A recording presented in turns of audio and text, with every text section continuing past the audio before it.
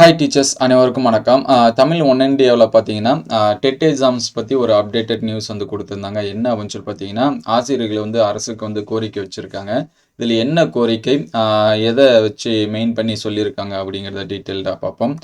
தமிழ்நாட்டில் ஆசிரியர் தேர்வு வாரியம் சார்பில் ஆசிரியர் தகுதி தேர்வு அறிவிக்கப்பட்டிருக்கிறது. இந்த தேர்வு வருகிற ஜூலை மாதம் நமக்கு வந்து நடக்கும். அது எல்லாத்துக்குமே தெரிஞ்சிருக்கும்.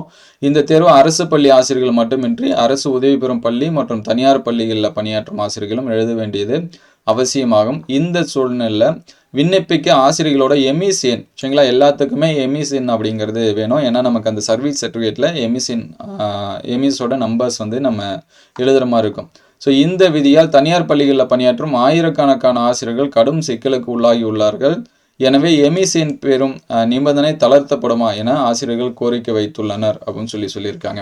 ஸோ அதுக்கடுத்து டெட் வந்து கட்டாயம், அதுக்கான டீட்டெயில்ஸ் எல்லாமே சொல்லியிருக்காங்க. உச்சநீதிமன்றத்தோட தீர்ப்பு இதெல்லாமே மேற்கோள் காட்டியிருக்காங்க.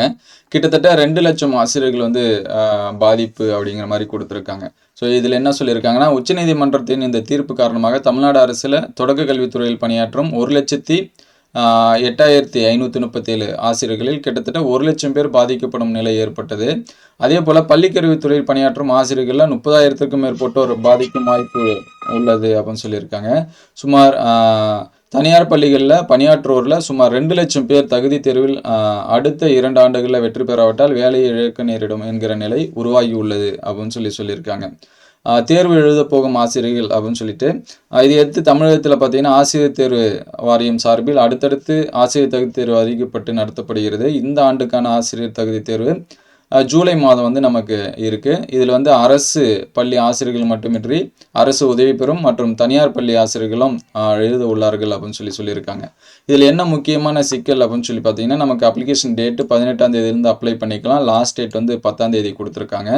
நமக்கு நோட்டிஃபிகேஷன்லேயே கொடுத்துருக்காங்க. என்ன அப்படின்னு சொல்லி பார்த்தீங்கன்னா, 1/9/2025 தேதி அல்லது அதற்கு முன் பணி நியமனம் செய்யப்பட்ட ஆசிரியர்கள் தகுதி உடையவர்கள் என அறிவிப்பு வெளியாகி உள்ளது. ஆனால் விண்ணப்பிக்க ஆசிரியர்களோட எம்இஸ் எண் கட்டாயமாக்கப்பட்டுள்ளது அப்படின்னு சொல்லியிருக்காங்க.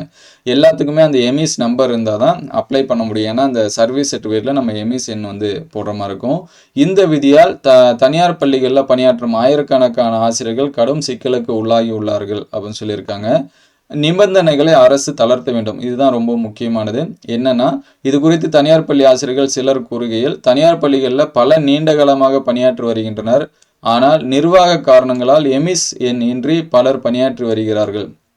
தற்போது தேர்வுக்காக பள்ளி நிர்வாகத்திடம் முறையிட்டு எம்இஸ் எண் பெற்றாலும் அந்த எண் தற்போதைய தேதியில் தான் வழங்கப்படும். ஏன்னா நமக்கு வந்து இங்கே நோட்டிஃபிகேஷன் என்ன கொடுத்துருக்காங்கன்னா, 1/9/2025 அப்படிங்கிற தேதியில் எம்இஸ் எண்ணில் பதிவு செய்யப்பட்டிருக்க வேண்டும் என்ற விதியை பூர்த்தி செய்ய முடியாத நிலை பல தனியார் பள்ளி ஆசிரியர்களுக்கு ஏற்பட்டுள்ளது. இந்த கட்டுப்பாட்டால் பல ஆண்டுகள் அனுபவம் வாய்ந்த ஆசிரியர்கள் பலர் தேர்வு எழுத முடியாத சூழல் உருவாகியுள்ளது.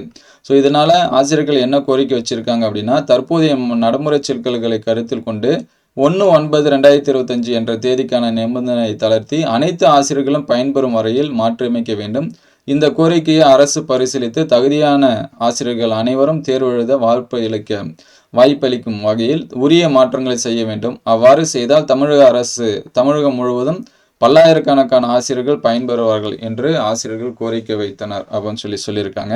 நிறைய டீச்சர்ஸோட எதிர்பார்ப்பும் இதாக தான் இருக்குது. ஏன்னா எம்இஸ் ஐடி இல்லாத நிறைய டீச்சர்ஸ் வந்து இருக்காங்க. அவங்களுக்கு வந்து அப்ளை பண்ணணுங்கிற ஆர்வம் இது எல்லாமே இருக்குது. ஸோ அடுத்தடுத்த அப்டேட்டட் நியூஸ் எதனாச்சும் வருதா, இதில் தளர்வு எதனாச்சும் கொடுக்குறாங்களா அப்படிங்கிறத நம்ம வந்து வெயிட் பண்ணி பார்ப்போம். அடுத்தடுத்த அப்டேட்டட் நியூஸ் வந்துச்சுன்னா உடனே அப்டேட் பண்ணுவோம். நிறைய பேர் டவுட்டுமே கேட்டுட்ருக்காங்க. நான் வந்து எஸ்எம்ஸில் இருக்கேன், என்கிட்ட எம்இஸ் நம்பர் இல்லை, இந்த மாதிரி எல்லாமே டவுட் கேட்டுட்ருக்காங்க. ஸோ அடுத்தடுத்த அப்டேட்டட் நியூஸ் எதனாச்சும் வந்துச்சுன்னா உடனே அப்டேட் பண்ணுவோம். நமக்கு வந்து கிளாரிஃபை மெசேஜ் கிடைச்சாலும் அப்டேட் பண்ணுவோம். Thank you all.